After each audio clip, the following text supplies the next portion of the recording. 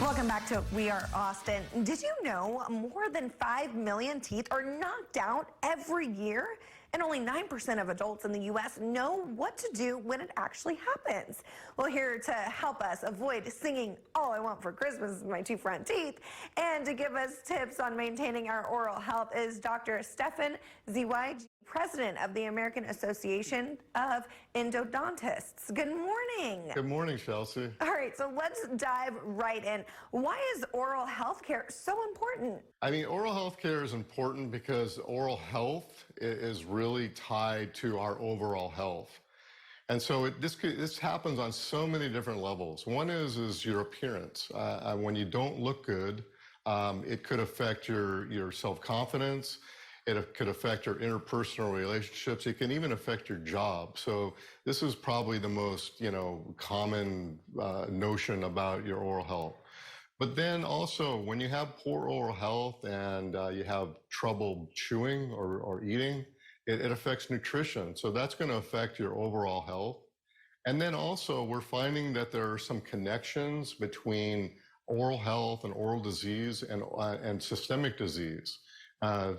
Specifically diabetes and heart problems, heart attack, stroke. And also there is some connection to oral cancer. So all of these things add up to say, it's really behooves you. It's really important to take care of your oral health. Wow, very interesting. Yes, that's really important to know. What should someone do if their tooth is knocked out? Yeah, so we're seeing this a lot lately, and it's because people are riding bikes, scooters, motorcycles, and participating in a lot of sports. So if your tooth is knocked out through a traumatic accident, I mean, the first thing to know is that not all is lost, but you have to really be vigilant. You have to be, and time is of the essence. So the first thing is to find the tooth. Second is to make sure that it's clean by rinsing it off with some water. You want to hold the tooth by the crown of the tooth and avoid touching the root. And then third, you want to reposition it into the socket where it came from.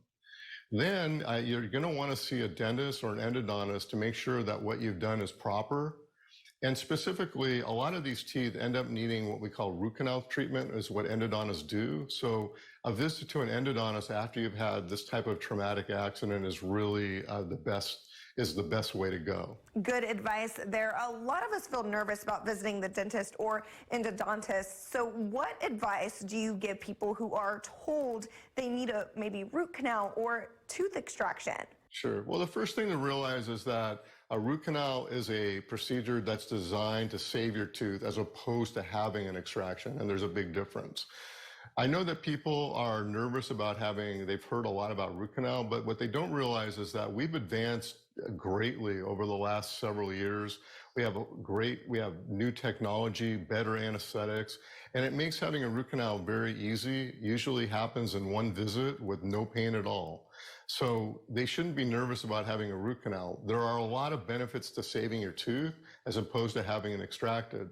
And so if you're advised to have a tooth extracted, I would recommend that you talk to your dentist and ask if there are any alternatives to losing the tooth. Often having a root canal is an alternative to losing the tooth. And we know that there are a lot of teeth that are extracted unnecessarily.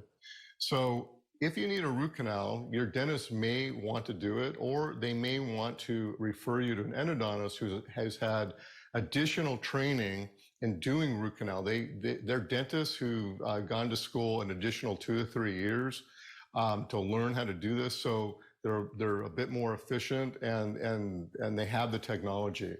I would ask my dentist if it would be appropriate to see an endodontist. So many great insights this morning. Thank you. Where can we go to learn more? So the American Association of Endodontists has a great website. It's www.findmyendodontist.com. And on that website, you're going to find a lot of information about saving teeth, root canals, also who endodontists are, what they do.